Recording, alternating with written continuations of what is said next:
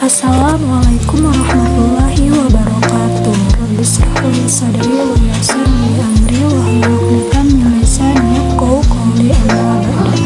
Perkenalkan, nama saya Naziatul Mufarihah dengan nomor NPM 2043105, mahasiswi Universitas Latvia Masiro, Fakultas Biologi semester 6. Di sini saya akan menjelaskan sedikit tentang ovulasi dan juga fase dalam siklus menstruasi pada wanita.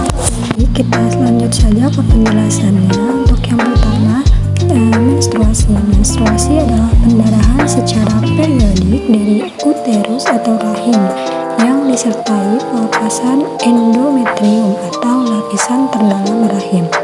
Sementara itu, ovulasi adalah peristiwa pelepasan ovum berupa oosit sekunder atau sel yang berukuran besar dari ovarium, yaitu indung telur. Ovulasi terjadi pada pertengahan siklus menstruasi untuk periode 28 hari. Ovulasi terjadi pada hari ke-14 terhitung sejak hari pertama menstruasi. Ovulasi berkaitan dengan adanya interaksi antara hipotalamus dan ovarium.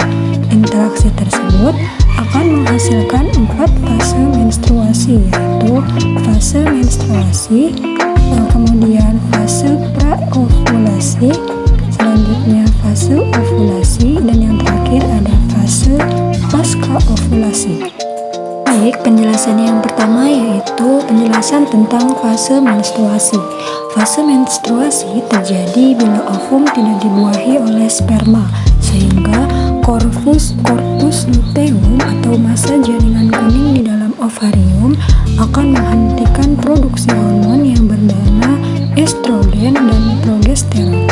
Turunnya kadar estrogen dan progesteron menyebabkan lepasnya ovum dari dinding uterus yang menebal atau endometrium.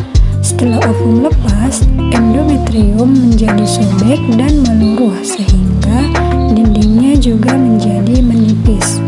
Karena dinding endometrium banyak mengandung pembuluh darah, maka terjadilah pendarahan pada fase menstruasi. Pada umumnya, proses pendarahan ini berlangsung selama 5 hari dengan rata-rata pengeluaran volume darah sebanyak 50 ml.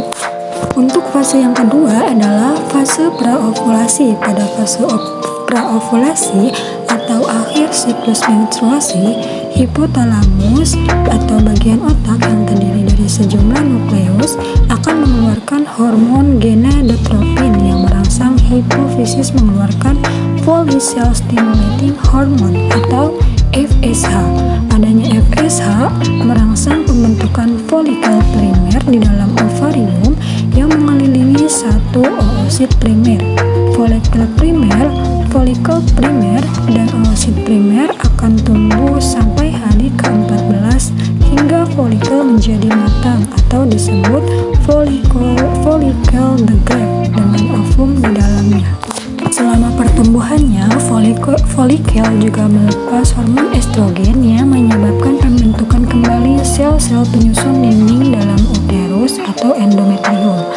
Proses pembentukan kembali tersebut disebut dengan proliferasi. Untuk selanjutnya ada fase yang ketiga atau fase ovulasi. Ovulasi adalah fase di mana terjadi perubahan produksi hormon. Peningkatan kadar estrogen selama fase praovulasi menyebabkan terjadinya hambatan terhadap pelepasan lanjutan FSH dari hipofisis. Turunnya konsentrasi FSH menyebabkan hipofisis melepaskan luteinizing hormone atau LH yang merangsang pelepasan oosit sekunder dari folikel degrade. Kondisi tersebut disebut ovulasi, yaitu saat terjadi pelepasan oosit sekunder dari folikel degrade dan siap dibuahi oleh sperma. Umumnya ovulasi terjadi pada hari ke-14. Untuk yang terakhir yaitu ada fase pasca ovulasi. Pasca ovulasi adalah fase terakhir dalam fase menstruasi. Pada fase ini, folikel degrade yang ditinggalkan oleh oosit sekunder akan akan berkerut dan berubah menjadi korpus luteum dan tetap memproduksi hormon estrogen dan progesteron.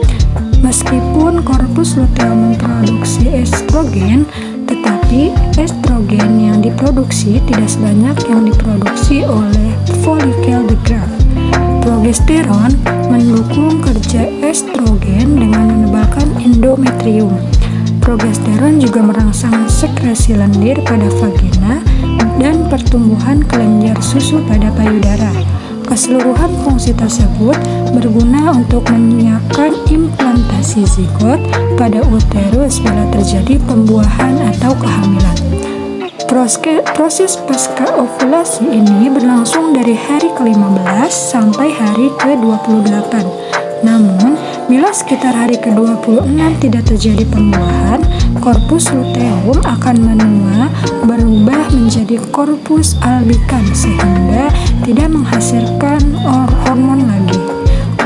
Korpus albikan ini memiliki kemampuan produksi hormon estrogen dan progesteron yang rendah. Oleh karena itu, konsentrasi estrogen dan progesteron akan menurun. Demikian penjelasan tentang ovulasi dan juga siklus menstruasi pada wanita yang dapat saya sampaikan.